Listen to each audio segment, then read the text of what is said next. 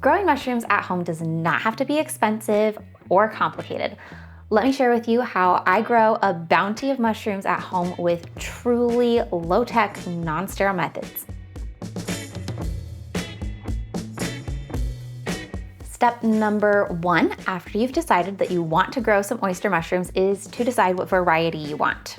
I think the most important thing to consider is taste and fruiting temperature. When you're looking around online for your starter spawn or liquid culture, most places will have details like that, what it tastes like, what temperature it fruits at. And those are definitely the most important factors because you need to have the right temperature for them to fruit. And if that is going to be a pain for you to accommodate, then you're just gonna be frustrated the entire time trying to fight the natural environment in your home in order to grow mushrooms. So pick something with a fruiting temperature that you can achieve. Pick something with a flavor that you're going to enjoy. So spawn is basically mushroom speak for seed. It's what you need to inoculate your substrate, which means basically to seed your mushroom food and create your buckets full of mushrooms. You can find a ton of great options for mushroom spawn online. There is grain spawn, sawdust spawn, liquid culture, so you can make your own spawn. The options are pretty much endless. So I will link a couple places in the description where I have personally shopped before that I have had good results with if you want to check those out. But the world's your oyster, do some Googling. After you have your spawn picked out, you need to decide what kind of substrate you're going to use. Oysters are fantastic because they can consume a wide range of substrates. Oysters can do straw really, really well. They can do aspen shavings, hardwood shavings. They can even do a lot of garden waste materials. I've fed them on corn cobs before, and I'd like to do some experimentation with sunflower waste and other corn waste as well this fall, so stay tuned for that. They're just a really phenomenal one. They're not really picky eaters, so that makes them pretty easy keepers. So you've picked out your spawn and you've picked out your substrate. Now you need some kind of container, and it doesn't have to be fancy. I recommend going to a restaurant or an ice cream shop and asking if they have any food grade buckets that they're throwing out that you could collect. Most of the time, people are going to be absolutely delighted to give you these things for free. That cuts your costs way down. Buying brand new food grade buckets is ridiculously expensive right now. So into these buckets, you just need to drill some holes. And it's recommended to go in a diamond pattern about 4 to 6 inches apart. I drilled 3/8 inch holes in these buckets, but you could go up to 1/2 inch. I did opt for slightly smaller because I have really dry conditions, and the issue with larger holes is your substrate dries out faster. But experiment, try different sizes, or go off of if you live in a humid environment, maybe 1/2 inch is better for you. Before you make your mushroom bucket lasagna, let's talk about the substrate.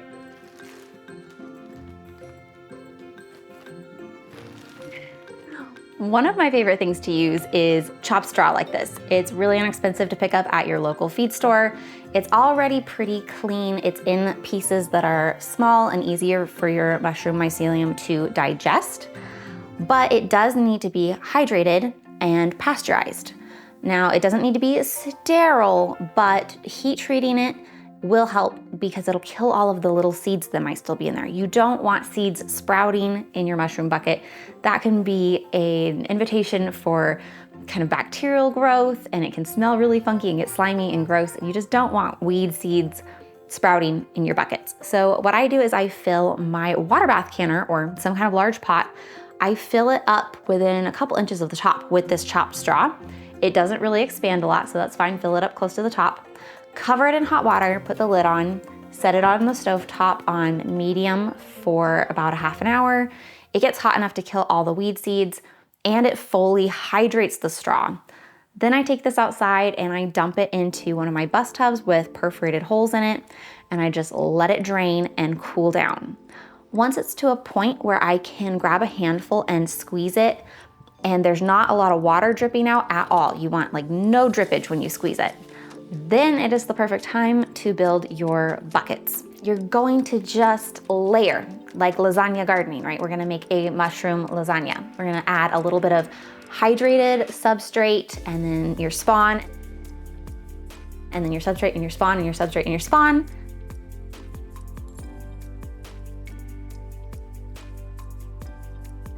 and then put a lid on and let it incubate. So your bucket's all the way assembled, it's ready to go. You just need to set it somewhere out of the way for its inoculation phase, where your little mushroom mycelium is going to colonize all of the substrate that you just fed it. It needs to be fairly humid, and it needs to be in an appropriate temperature for whatever variety that you chose. So for me, that's anywhere room temperature will do. So I'm gonna stick this in my laundry room actually. And to keep it nice and humid, the very high-tech solution of a plastic grocery sack will do. If you've been around the channel for any length of time, you've probably heard me talk about these. These are analog hydrometer thermometers. They're very inexpensive, and I think they are insanely practical. It doesn't take a battery, it's not digital. These are super handy dandy and durable. They let me check the temperature and humidity in any little nook and cranny of my home. So I keep one of these with my buckets so that I know what the conditions are and I can adjust accordingly. Each oyster variety has a slightly different spawn run time, which just means how long it takes for the spawn that you put into your bucket to actually fully colonize your substrate and start pinning, which is just the teeny tiny baby beginning steps of your fruiting. This can also be affected by how much spawn you put into each bucket. I usually use a quart-sized jar of homemade spawn per bucket, and with the pink oysters, I'm usually getting pinning on a straw substrate in about 1 week, maybe 12 days, just depending on temperature, which as a home grower, I am not too fiddly about. I'm pretty free and I get a lot of fruit, so it's fine. So using a sawdust substrate, on the other hand, will have a longer spawn run time in my experience. It takes a little bit longer for that spawn to colonize fully, but you will get a more robust cap, and you'll probably get more secondary and third and so on fruitings from that sawdust because it just has more nutritional value, but it's a little harder to digest. So these two buckets were actually started at the exact same time. This one has just completed its first fruiting, and this one has just started pinning. This bucket is a completely straw bucket, and it is on its third fruiting. And you can see now that the caps are quite a bit smaller and more delicate, which is totally fine because it has given me a ton of mushrooms out of this one straw bucket. But each successive fruiting will be a little bit smaller and a little bit more delicate, totally normal. And this is the last fruiting I'm gonna let myself get out of this bucket. And then I will use the spent substrate to inoculate outdoors or to add into my container planters. Mushroom substrate truly is the gift that keeps on giving, and you can do this indoors or out. I use a deep mulch garden, so this just integrates into my system really beautifully. But even in my indoor herbs, I have a little bit of mulch layer that I put down. And when I transplanted these basils, I just added a little bit of spent substrate along one edge to kind of fill in and make myself use a little bit less potting soil. And that has colonized this potting soil and this little tiny layer of chopped straw mulch. And I'm getting a couple new fruitings of pink oysters out of this houseplant now. Pretty darn cool. What to do after pinning is achieved. After a week or two, when you start to see little pins, it's time for our next step. You take your bucket out of wherever it's been hiding for the last week or two, and you wanna move it somewhere with good humidity, good airflow, and some sunlight. So for me, I've had really good success having this in my bathroom where people are showering and the humidity is up and it's getting good traffic and airflow and a little bit of sunshine. Also in my kitchen works really well. And with the help of a little spritzer, I'm able to keep the humidity up, which I keep track of right here. So for me, I have dry air and I just go a full spritz like this, maybe 3 or 4 times a day. Whenever I think about it, give it a whole little mist, and that is sufficient. If you have too low a humidity, you can end up with kind of dry, cracked, stunted caps, which isn't the end of the world. They're still totally edible. They're just not cosmetically appealing, and that's okay. You live and you learn. You're not a total failure if you end up with that. After pinning, your mushrooms grow really fast. They can completely double in size every 24 hours, which is so fun to watch. So in about 4 to 6 days after pinning, you can have harvestable sized mushrooms. You can see right here where it's starting to not be rolled anymore. That's how you know this cluster is at the perfect time to harvest. This cluster here is just 1 day past prime. It did drop some spores and you can see there's no rolled lip edges anymore. It's straight up. Let's go ahead and harvest these ones. This little section here is actually how I keep making my own spawn for an endless supply. So first thing I like to do is just remove all the caps.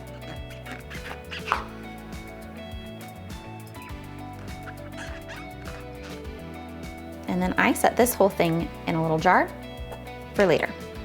So now you've harvested all your beautiful mushrooms. How do you store these and use them?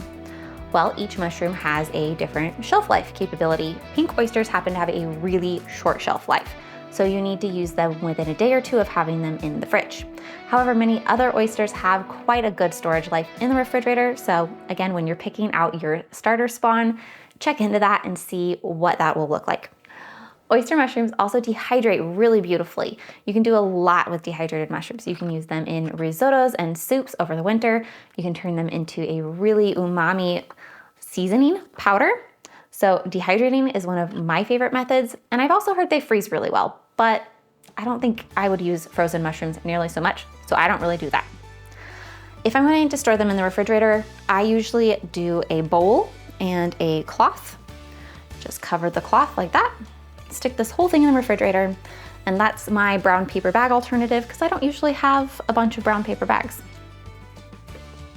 The absolute key to keeping your mushroom growing inexpensive is to become your own spawn supplier. I use the stem butt method, and I've done a little bit of experimentation here with slurries versus dry. I'm definitely in the camp of just using dry stem butts. That seems to work better. And if you've done any looking into making your own mushroom spawn before, you've probably run into a lot of really complicated sterile processes to make your own grain spawn. And as a home grower, I'm not into that. Clean, definitely. Sterile, not so much. That's more stress and hassle than it's worth to me.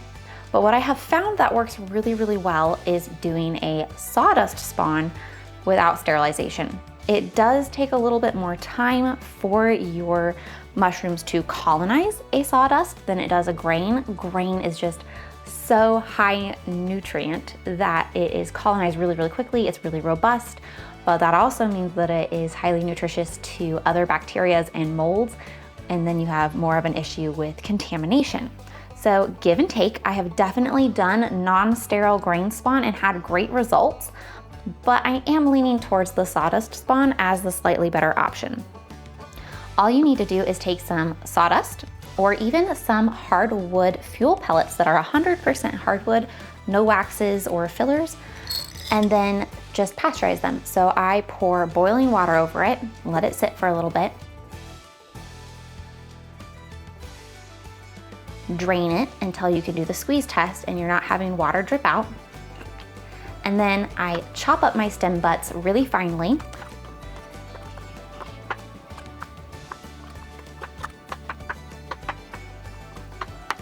Add it to my jar, shake it, leave the lid slightly ajar, and stick this in my cupboard for a few weeks until I see that it is colonized. Once it's fully colonized, you're ready to use that jar of homemade mushroom spawn to start your next bucket. This jar is about 1 week old, and I'd say it's about halfway colonized. This approach is totally doable for a home grower. However, there is a time and a place for all of those complicated, sterile processes. If you are growing mushrooms on a large scale and you want to do that as a business, those processes make it so much more predictable. You can predict your yield, exactly when your mushrooms are going to fruit. There are a lot of reasons that people go for that option. If you like a more lackadaisical approach and you really don't care if it's a little bit more flexible, then I invite you to try my method and experience lower stress mushroom growing. Okay, let's cook some of these.